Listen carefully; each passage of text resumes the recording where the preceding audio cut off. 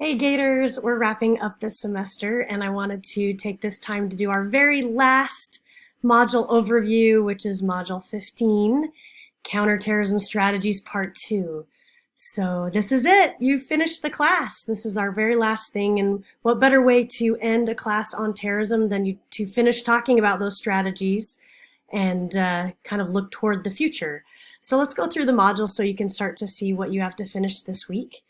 I almost hate to use this picture in the last module. That is the Twin Towers of 9/11 in Manhattan, New York City. And it's kind of really what started the whole impetus for this course. So it's a humble reminder of our purpose today.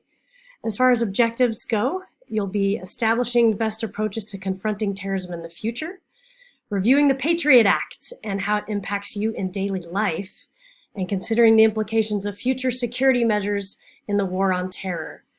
So in our Think About It tab, we ask the question, what approach, program, or practice is truly missing from the current war on terror? And you have so many ideas that have been presented to you in class, but there are truly many, many more.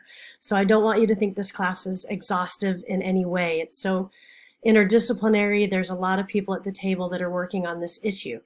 So I was curious to see what your thoughts were. As far as readings go, you have your final Hoffman chapter, chapter 10, aptly named Terrorism Today and Tomorrow 2, New and Continuing Challenges. So we'll be looking at this chapter very heavily, and it's very current in the landscape. And then secondly, you have this link here, the Patriot Act summary from the U.S. Department of Justice. So I'm actually going to open that link so you can see it, and I want to show you a few things in this document. Oh, first of all, there's kind of a screen reader based version of the link that gives it to you kind of on a RTF file, like a plain text file. I don't necessarily like this view, but if you use a screen reader, it is available to you. Let's open up the PDF version of the link.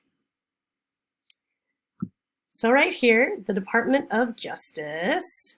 So what this is this is a little summary that was written for the Department of Justice, since they are charged with enforcement of the U.S. Patriot Act. So it's kind of used as a shortcut for law enforcement, judges, and whatnot, so they don't have to read the entire U.S. Patriot Act and all its hundreds of pages and so forth, which, if you didn't realize and you've never read it, the Patriot Act goes into finance quite a bit.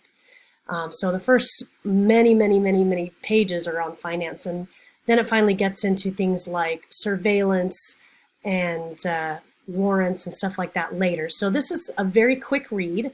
It's only a few pages. And it says, okay, this is the Patriot Act. And it kind of gives you the bullet point version of the Patriot Act. So tools that were already available to investigate organized crime and drug trafficking have now been expanded so that we could use it to go after terrorists. So it gives us more surveillance, I guess, against crimes of terror. You have wiretapping, okay, and you have business records. When it comes to national security, we can now subpoena those. We have information sharing between government agencies so that we can get through security clearances a little bit better.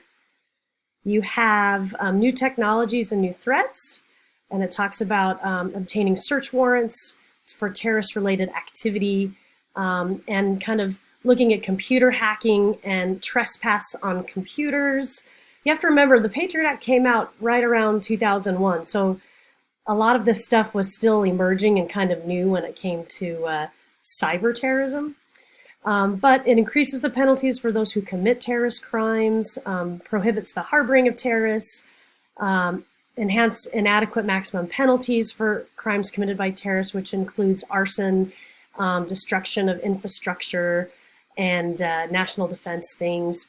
Enhanced conspiracy penalties, so if you're shown to be planning or conspiring to do some of these activities.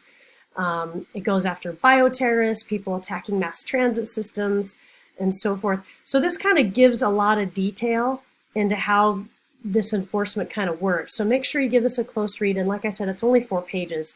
To get a 4-page summary of the U.S. Patriot Act is pretty awesome. So there is that, and I will minimize that for now. You also have Danfus, who Danfus is actually my dissertation chair from University of Oklahoma, and he's now a vice chancellor at a major research university. So he's one of the major experts in the terrorism field, and he introduced me to terrorism studies. So you will have that article called Recommendations on Recommendations. It's kind of a research brief, very easy to read.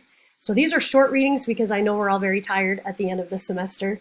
And then you also have number 4, Government Collection of Private Information. This is a newer publication. So this comes from the Congressional Research Service, which is basically a private research firm or think tank that's exclusively used to inform Congress. So it's their own private tank. It's not partisan at all, and they provide policy and legal analysis to committees so people can get prepared on issues and maybe even draft legislation or bills, having come to the table with some background. So this is the background on the Patriot Act and concerns that might be relevant for Congress to consider. And then finally, you end with How Terrorism Ends, our article from the USIP. So you'll want to take a look at those readings.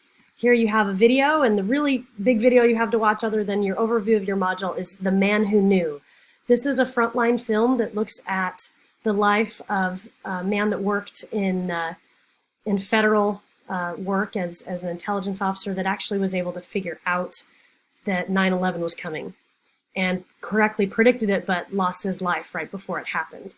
And it really illustrates some of the reason and impetus that we have for the Patriot Act to emerge because of how past practice handled intelligence sharing and enforcement of these kinds of laws.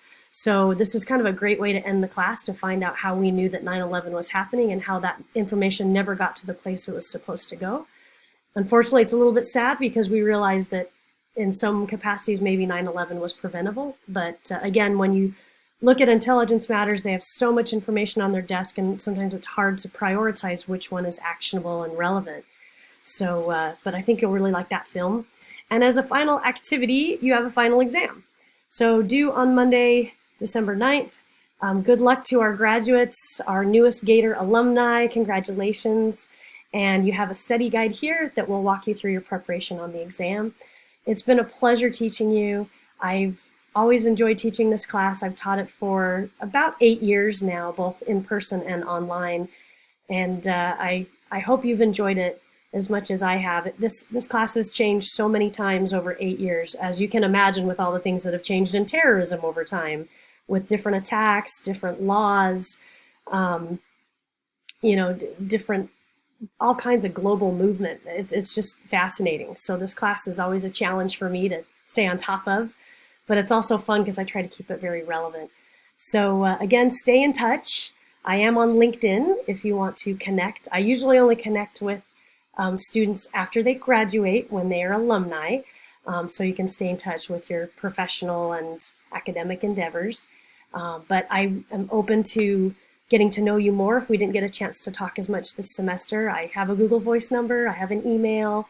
Reach out to me. I know sometimes people need letters of recommendation, they need references as they move forward in their plans. So please let me know how I can help you, and we will see you hopefully in a future class. Thanks. Bye-bye.